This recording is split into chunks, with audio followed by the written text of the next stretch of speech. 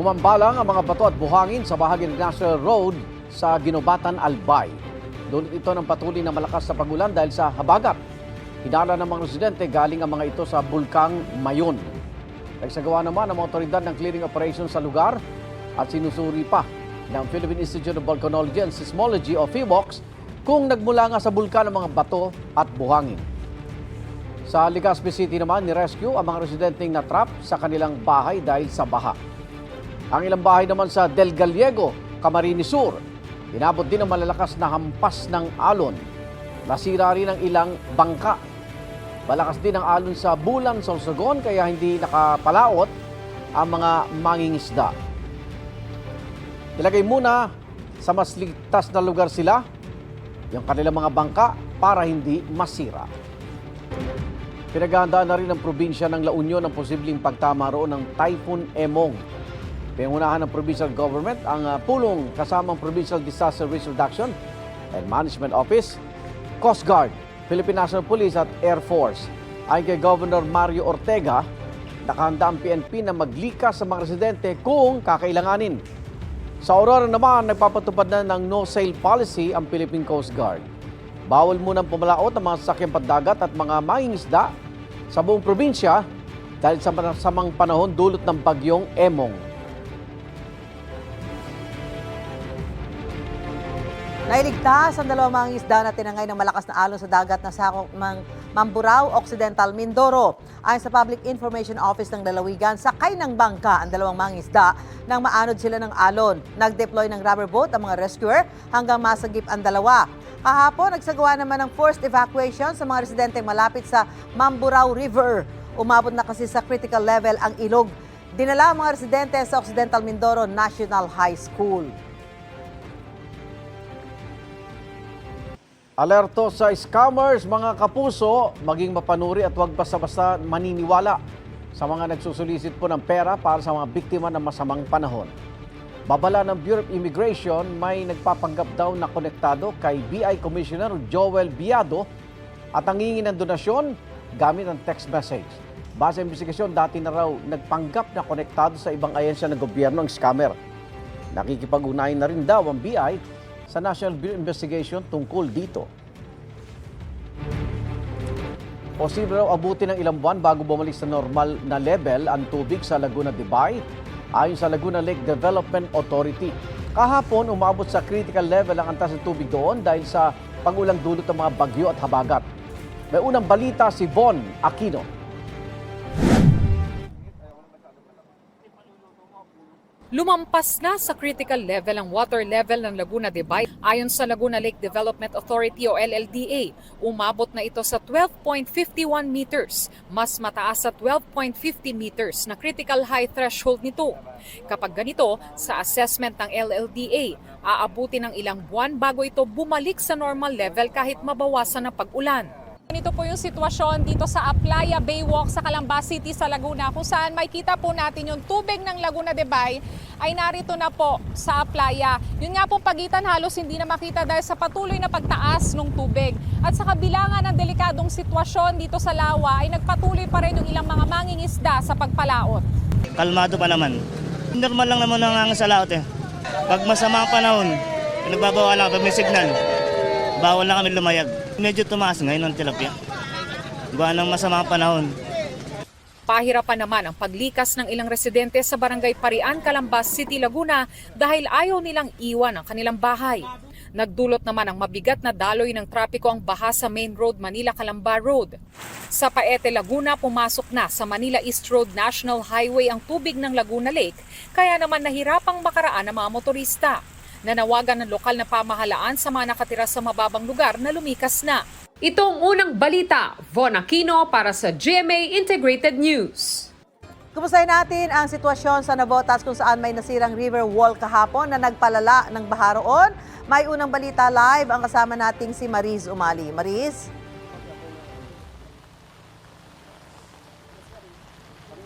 Yes mga kapuso, at Sue, nandito tayo ngayon sa Barangay San Jose dito sa Navotas City. Isa po ito sa pinakamatinding na apektuhan ng paghagupit ng habagat na hinihila ng mga nagdaang bagyo at ng kasalukuyang bagyo. At bukod pa dyan, nakapagpalala pa rito yung high tide sa kanilang lugar.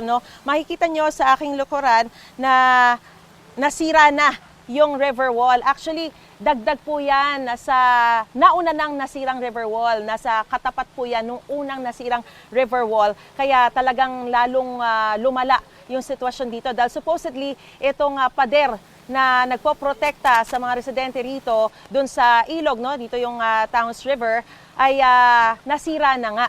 Kaya imbis na maprotektahan sila, ayan, umapaw na ng husto yung tubig mula doon sa ilog papunta dito sa mga residente, mga kabahayan dito sa lugar nila. Sa pag-agos nga at pag-apaw nitong tubig na ito ay talagang naglampas tao yung baha dito sa kanilang lugar. Kaya po isinailalim na sa state of calamity ito pong Navotas City dahil nga po sa matinding pinsala na naranasan dito sa kanilang lugar at dahil na rin po sa matinding pagtaas ng baha. At maging yung tubig nga po sa pumping station ay umapaw na rin at mabilis na pumasok sa kanilang mga kabahayan. Makikita po natin na sa mga sandali pong ito, ayan, yan po yung nasira na river wall. So ngayon, nilagyan na lamang po muna nila dahil hindi naman po magagawa na agad-agad itong pader na ito.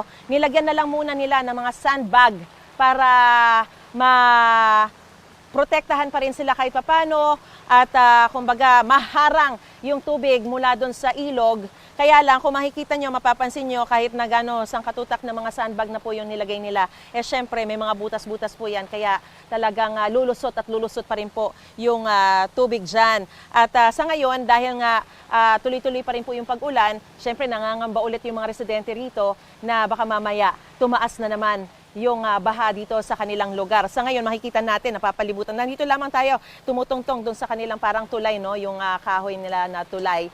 Pero mapapalibutan tayo nung tubig na umapaw na dito sa kabilang banda, sa kabilang dako mula doon sa ilog na yon. At makikita natin kung gaano sang katutak ng mga basura talaga yung talagang naiwan dito sa mga lugar na ito na binaha na rin. At kung lumala pa dahil nga syempre meron pa tayong nananalasang bagyo na patuloy na humihila sa habagat, ay posible pa rin po itong magpataas doon sa tubig o sa baha dito sa kanilang lugar na kapag nagtuloy-tuloy po yung pag-uulan, lalo na pag lumakas pa yan, ang pangamba nila ay talagang maglalampas tao muli yung baha dito sa kanilang lugar. Mamaya may mga kausap po tayo, ilang mga residente rito at syempre mga kausap din po natin yung kanilang Disaster Risk Reduction and Management Office para bigyan pa po tayo ng karagdagang detalye kaugnay nga po dun sa sitwasyon nila dito sa lugar nito matapos nga pong bumigay yung panibago na namang river wall dito sa kanilang lugar. So yan muna ang latest sa sitwasyon. Balik muna sa inyo dyan, Ate Sue. Nagka-landslide sa boundary ng Silang at Tagaytay sa Cavite at natabunan ng isang construction barracks doon. Isang trabahador ang patay, isang nailigtas at dalawa pa ang nawawala. Live mula sa Tagaytay, may unang balita si James Agustin. James! Igan, good morning. Inabot na pasado hating gabi kaninang search and rescue operations sa mga otoridad doon sa ground zero kung saan matatagpuan yung barracks ng mga construction worker na natabunan ng gumuhong pader at lupa. Kinailangan muna pansamantalang itigil yan, Igan, dahil doon sa malakas na buhos ng ulan. Kasama namin sa trabaho yan. Ayan.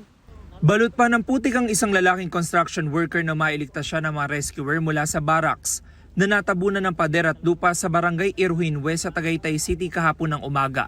Ang biktima dahan-dahang isinakay sa isang spine board. Isinugod siya sa ospital at nasa maayos ng kalagayan. Nagsisigaw yung mga rescuer, nagtatanong kung meron bang nakarinig sa amin at kung nakarinig ka ay sumigaw ka. Luckily, yung isa po ay nakapagsigaw na nandun siya sa area. So yun, doon nakafocus yung conduct po ng search and rescue. Walang sinayang na oras sa mga rescuer para hanapin ang 3 pang biktima. Hapon na namatagpuan ang bangkay ng isang lalaki. Nakita namin yung isa na nasa bandang gitna po nung nung area na nandun yung barracks. Bago naman po yung ginawa yun, meron pong Coast Guard na K9 unit na nagawa po ng pag-check doon sa area, kasama po yung K9 nila na aso. Tama po, yung nakita namin ng isa ay doon po talaga nakita yung tumigil yung aso. Ayon sa mga otoridad, ang barak sa mga biktima ay nakatayo sa isang private property sa Tagaytay City. Ang bumigay namang pader at gumuhong lupa ay mula sa isa pang private property, pero bayan ng silang na nakakasakop. Initially po, ang nangyari ay nagkaroon po ng collapse ng structure, yung wall na retaining wall, nag-collapse, kaya po yung lupa doon sa taas ay gumuho po papunta doon sa site ng meron pong barracks, yung worker naman po sa kabilang property. Yung buong area na yung kahabaan po na sinasabi nila from the kitchen hanggang doon sa mga kwarto-kwarto nila ay talaga pong natabunan ng putik. Kahit gabi na, nagpatuloy ang search and rescue operations para sa 2 pang nawawala. Mano-mano ang pagpapala sa mga putik. Dahil sa malakas na buhos ng ulan na pagpasyahan ng mga rescuer na itigil muna ang paghahanap pasado hating gabi. Yung area po ay saturated siya, putik po talaga siya, yung area. So the struggle was there on the side of the rescuer, even doon sa aming backhoe na dinala doon. Lumulubog siya ng lumulubog habang patagal siya nandun sa area ng pinangyarihan.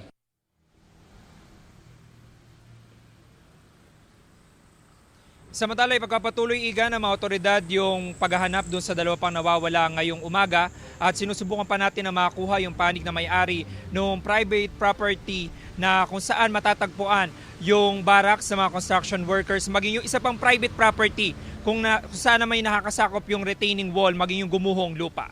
Yan ang unang balita mula rito sa Tagaytay City. Ako po si James Agustin para sa GMA Integrated News. James, kamusta lagay ng panahon dyan? Tuloy ba yung search and rescue operations? Igan, sa mga oras na ito, hindi na tayo nakakaranas ng pag-ulan kumpara kanina madaling araw na malakas talaga yung buhos ng ulan na naranasan dito po sa Tagaytay City. At doon sa impormasyon na nakuha natin mula sa City Disaster Risk Reduction and Management Office ay alas 7 ng umaga. Posibleng simulan ulit yung paghahanap doon sa 2 nawawala dahil hinihintay pa rin nila yung Coast Guard dahil magpapaikot ng K9 unit doon sa Ground Zero. Igan. Sa kabila ba ng masamang panahon, nagtuloy-tuloy ang trabaho ng ating mga trabahador dyan? Igan, napakalimitado pa lang nung impormasyon na nakuha natin mula doon sa mga otoridad ayon doon sa CDRMO. Yung area daw kasi kung saan nandoon yung barracks ng mga construction worker, yun daw ay may ginagawa silang rest house doon. Ang hindi natin sigurado ay kung may ongoing ba na construction nung nangyari mismo itong pagguho ng pader at lupa doon sa area. Igan. Yung mga kamag-anak ba ng mga trabahador ay nakarating na dyan? Nung kinamusta natin, Igan, yung nakaligtas dito sa insidente ng landslide doon sa ospital ng Tagaytay, ay unfortunately wala pang kamag-anak na nagpunta doon. Pero doon sa 2 nawawala pa na trabahador ay may mga kaanak sila nagtungo doon sa Ground Zero pero hindi na muna sila nagbigay ng panayam sa media. Maraming salamat at ingat, James Agustin.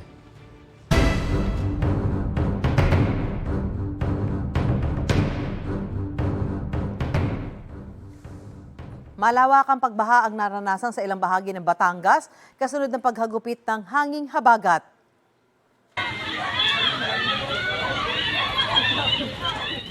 Nagtulong-tulong ang mga residente ng barangay Malitam sa Batangas City na mailigtas ang mag-asawang iyan sa gitna ng baha. Tumaob at tinangay kasi ng tubig ang sinasakyan nilang e-trike habang tumatawid sa spillway. Gumamit ng lubid ang mga residente para mahila ang mag-asawa.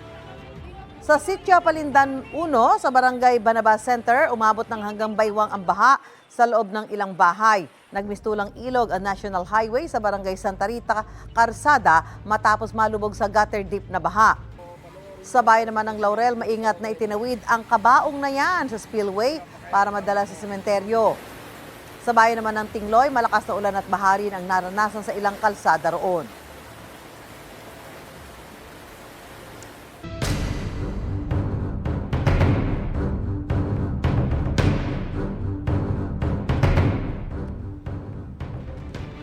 Pitong lungsod at bayan na ang nasa ilalim ng state of calamity ayon sa National Disaster Risk Reduction and Management Council. Dahil yan sa pinagsamang epekto ng bagyong Krising, Dante, Emong, pati ng hanging habagat. Batay sa pinauling datos ng NDRRMC, mahigit 3.3 million na individual na ang apektado ng masamang panahon. Mahigit 270,000 ang lumikas, may 3 ng kumpirmadong nasawi, 2 sugatan at 3 nawawala. May mga binavalidate pa ang NDRRMC sa bilang ng mga casualty ng masamang panahon.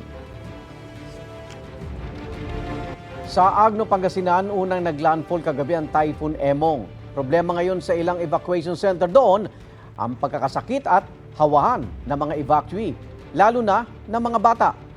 Live mula sa Dagupan City, may unang balita si CJ Torida ng GMA Regional TV. CJ. Igan, nakataas pa rin ang signal number 3 sa ilang lugar sa Pangasinan, kabilang ang Dagupan City dahil sa bagyong Emong, kaya posibleng madaragdagan pa ang bilang ng mga evacuee. Nasa 1,421 pamilya ang nasa iba't ibang evacuation center sa Pangasinan. Katumbas ito ng 5,172 individual. Sa Barangay Maluwid, Dagupan City, 103 pamilya katumbas ng 329 na individual ang nasa evacuation center. Ang ilan nasa stage ng covered court. Ayon sa ilang evacuee, nagkakasakit na ang kanilang mga anak, tulad ng 7 taong gulang na anak ni Jovi na inuubo na. Gabi pa noong linggo nang sila ilikas mula sa Zone 2. Nagkakawa na po yung mga bata po ng ubo, sipon. 17 apo naman ni Nanay Juliet ang nasa evacuation center. Mula sila sa Kalye 2 kung saan hanggang dibdib ang lalim ng baha. Ang ilan sa kanyang mga apo, matagal na raw tinamaan ng ubot sipon. 3 days na kami rito. Ayon sa Health Authority, sadyang humihina ang immune system ng mga bata tuwing masama ang panahon, lalo na kung naulanan, nababasa ang damit at hindi agad nagpapalit. Ang ginagawa po namin, araw-araw po kaming umiikot, chinecheck po namin yung mga vital signs nila, kung may lagnat, tapos kung ano yung mga complaint nila, ubo-sipon. Sapat naman daw ang gamot mula sa barangay at city health office para sa mga evacuee. Tumataas pa ang baha sa evacuation center, kaya inakyat na sa ikalawang palapag ang ilang evacuee. Galing tayo sa isang school building sa aking likuran na nagsisilbing evacuation center.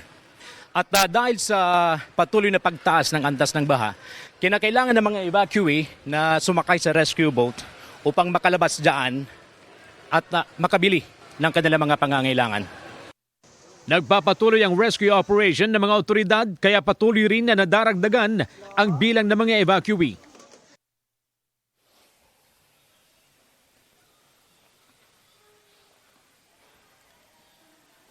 Samantala, Igan, ang ilang bahagi pa ng lalawigan ng Pangasinan ay nasa ilalim pa rin ng signal number 2. Patuloy pa rin na tumataas ang antas ng baha sa Dagupan City dahil sa pag-uulan at pag-apaw ng ilang kailugan. Samantala, sa mga oras na ito, Igan, ay nakararanas tayo ng panakanakang pagambon dito sa lungsod ng Dagupan. Balik sa iyo, Igan. Maraming salamat, CJ Torida ng GMA Regional TV. Ingat! Ramdam na ang epekto ng bagyong Emong sa ilang lugar sa Zambales. May storm surge warning sa buong bansa at buong probinsya dahil sa posibleng pagkakaroon ng matataas na alon. Live mula sa Zambales, may unang balita si Darlene Kai. Darlene?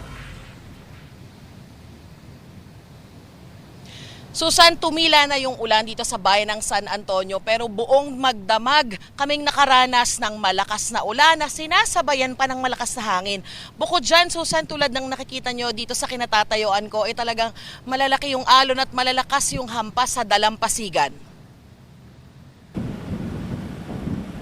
Nagsayawan ang mga puno sa lakas ng hangin na sinabayan ng matinding buhos ng ulan. Pasado 10:00 kagabi nagsimulang maramdaman ang bagsik ng bagyong Emong sa San Antonio, Zambales. Bago yan, buong araw pa bugso-bugso ang ulan dito. Kaya itinaas ng Pag-asa ang storm surge warning sa buong probinsya. Mabagsik ang mga alon, lalo dito sa bahagi ng karagatang sakop ng Barangay San Miguel. Noong nakaraang linggo pa ganyan ang sitwasyon dito hanggang sa tuluyan ng sinira ng bagyo ang bahagi ng Coastal Road. Kapag ganitong may bagyo na pinalalakas pa ng habagat tulad ng nakikita nyo ay malalaki at malalakas yung hampas ng mga alon. Yan yung sumira dito sa bahagi ng Coastal Road sa Barangay San Miguel. Sabi ng mga nakausap naming kawani ng barangay, mahihirapan daw itong ayusin dahil nagpapatuloy pa rin yung bagyo. Mahihirapan ang barangay dahil ang Barangay San Miguel po ay isa na po itong pinupuntahan ng ating mga turista. So siguro ito po yung magiging cause na hindi muna sila makakapunta, mababawasan po kami ng mga bisita. Sa ngayon, pansamantala munang isinara ng barangay ang bahaging ito ng kalsada. Baha naman ang problema rito sa Barangay San Nicolas na may kalapit na ilog. Walang magawa ang mga residente kung hindi lumusong sa tubig. Pinasok ng tubig ang gawaan ng hollow blocks kung saan nagtatrabaho at stay-in si Joey. Wala nang kita dahil tigil trabaho, sinira pa raw ng bagyo ang bubong nila. Dahil po sa lakas ng bagyo, takbo ako dyan sa may malaking bahay. Siyempre ma'am, hindi ka makatulog dahil siyempre lilipakin po ng yung hangin sa bubong. Ganun. Minsan, umuwi na lang sa kamag-anak. Ayon sa San Antonio, mahigit 1,300 pamilya ang binaha sa buong bayan. Halos 300 residente naman ang pansamantalang nananatili sa evacuation centers. Dahil sa tuloy-tuloy na ulan, agad binaha ang bahagi ng Olongapo Bugalyon Road sa Subic. Kinailangan tuloy magdahan-dahan ang mga sasakyan. Sa Olongapo naman, tumaas ang tubig dahil ilang araw nang umuulan na sinabayan pa ng high tide. Ayon sa CDRRMO, 1,028 millimeters ang ulang ibinagsak sa Olongapo sa loob lang ng 5 araw. Higit doble pa yan ang average monthly rainfall nila na 470 millimeters lang. Parang basin kasi yung Olongapo City, no? Plus may mga barangays tayo na medyo mas mababa sa sea level siya. No? Kaya pagka may malakas na buhos ng ulan, tapos sasabayan niya ng high tide, talaga nagkakaroon ng flooding na kagad. Mahigit 700 residente pa ang nasa 10 evacuation center sa lungsod. Tuloy-tuloy daw na namamahagi ng relief packs ang LGU. Sinimula na rin daw ang pagtaya o assessment para sa mga maaaring mabigyan ng emergency shelter assistance. Nakahanda naman daw ang lokal na pamahalaan na rumisponde sakaling lumala pa ang sama ng panahon. For worst case scenario, talagang pinaghandaan naman ng syudad natin yan. No? So, andyan naman ang ating mga assets. No? Lahat ng response asset ay pinamobilize na ng ating punong lungsod. No?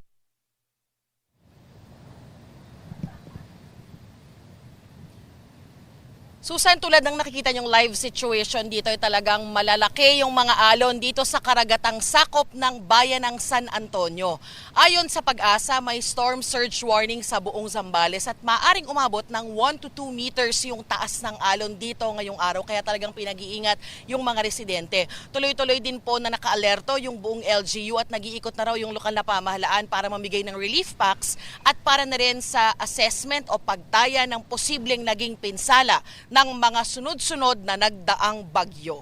Yan ang unang balita mula rito sa Zambales. Ako po si Darlene Kai para sa GMA Integrated News. Maraming salamat at ingat, Darlene Kai. Hindi raw makatulog ang ilang residente sa Baguio City dahil sa takot na madamay ang kanilang bahay sakaling magkaroon muli ng landslide at rockfall sa gitna ng masama pa ring panahon. May unang balita live si EJ Gonzalez. EJ?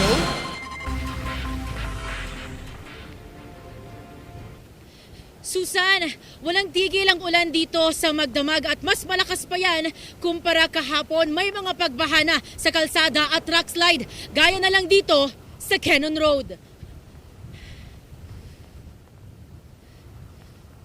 Dito sa Baguio City, magdamag ang malakas na ulan.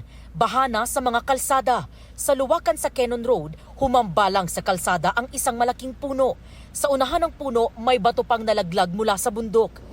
Ilang sasakyan ang muntik na itong madaanan dahil hindi gaanong makita kaninang madilim pa at malakas ang ulan. Sa pag-iikot natin kahapon dito sa kahabaan ng Cannon Road, malakas ang agos ng tubig mula sa bundok patungo sa kalsada. Nangangamba ang ilang residenteng malapit sa Cannon Road na baka magkaroon ulit ng pagguho ng lupa at bato at madamay ang kanilang mga tirahan. Ilang araw na raw silang puyat dahil sa magdamag na pagbabantay. Kalahati na lang yung lupa niya. Kapag nahulog yon, yung puno, sigurado maraming batong mahulog na naman. Natatakot din kami.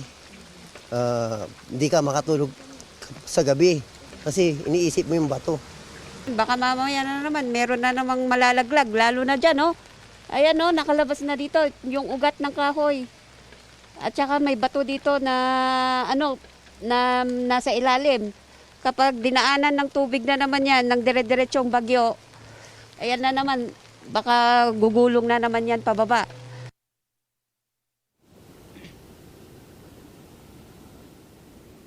Susan, ilang metro lang ang layo mula doon sa in-report natin na humambalang na puno at bato ay meron muli dito sa kinatatayuan namin at kita parang may ilang bahagi pa ng puno sa itaas na parang babagsak na. Dito sa kalsada, meron na nagbagsakan ng mga maliliit na bato at malakas yung agos ng tubig dito dahil pababa din yung kalsada at ganyan yung kulay ng tubig dahil nanggagaling yan dito sa gilid. Mas malakas yan kanina, medyo humina ngayon Tapos sa taas, merong bahay dyan, Susan. Ayan. Gusto lang din po nating ipaalam sa publiko na ito pong insidenteng ito, pati yung nauna, ay itinawag na po natin sa Baguio City LGU at CDRRMO para po makatulong din at maiwasan na po natin yung trahedya o disgrasya dito po sa kalsada. Yan po muna ang latest mula po rito sa Baguio City. EJ Gomez para sa GMA Integrated News.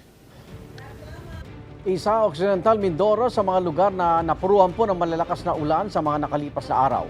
Kumustahin natin ang sitwasyon sa probinsya. Makapanayan po natin ang mga incident commander ng kanilang PDRRMO na si Junray Rodriguez Jr. Magandang umaga po. Magandang umaga, Igan. Kumusta po ang panahon ngayon dyan at gaano kalawak yung baha? Yes po. Igan, sa kasalukuyan po ay nakaranas pa rin po tayo ng occasional light to moderate rain showers po dito sa probinsya. At ang baha nga po dito sa probinsya ay halos lahat ng mga munisipyo ay naapektuhan na dahil sa baha po. At ilang residente na po ang apektado? Sila po ba ay nasa evacuation center o nakauwi na po? Yes po. Igan, sa kasalukuyan ay meron tayong 1,685 po na nasa loob ng evacuation centers. Samantalang 3,951 naman ang nasa outside EC na katulad ng mga kanilang mga kamag-anak o ibang mga residential houses po na tinutuluyan ng ibang mga internally displaced persons po. May naitala ba tayong casualties sa Occidental Mindoro?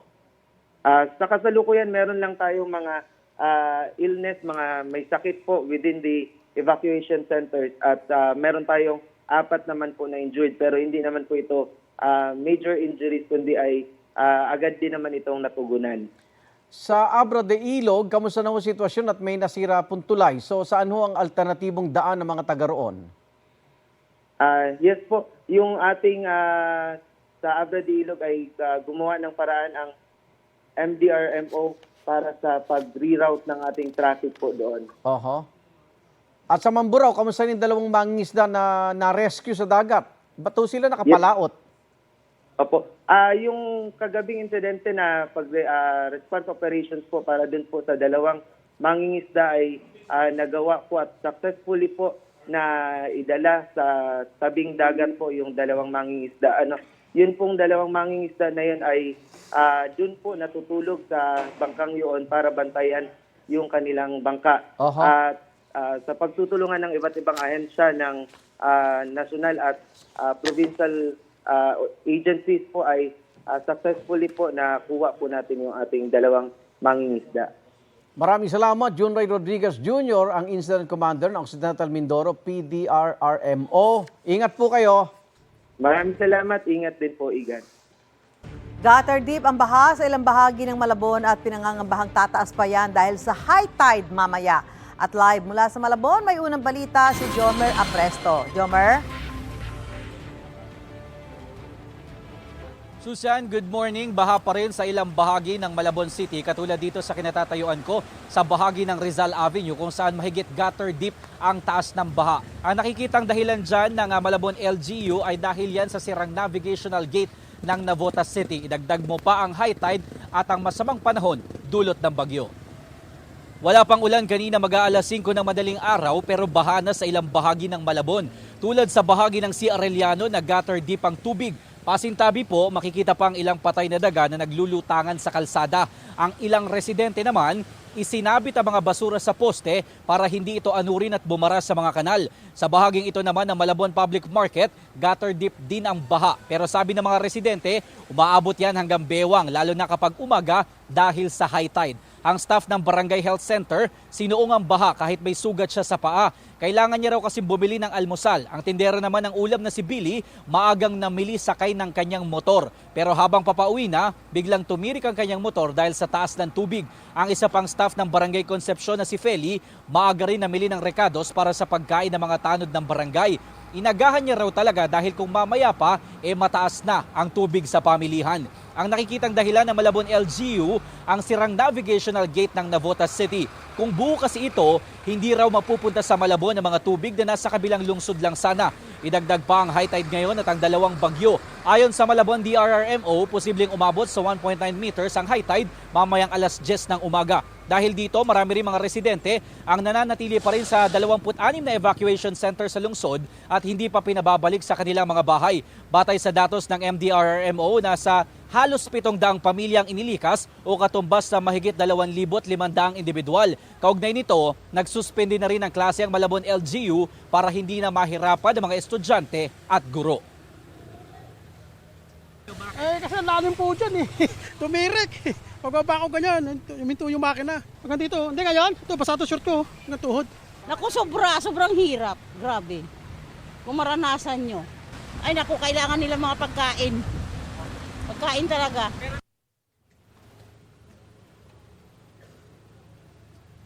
Susan, nag-abiso ng Malabon LGU sa mga residente na lumusong sa baha na agad magtungo sa mga health center para makakuha ng mga libreng gamot laban sa leptospirosis. At yan ang unang balita. Ako po si Jomer Apresto para sa GMA Integrated News.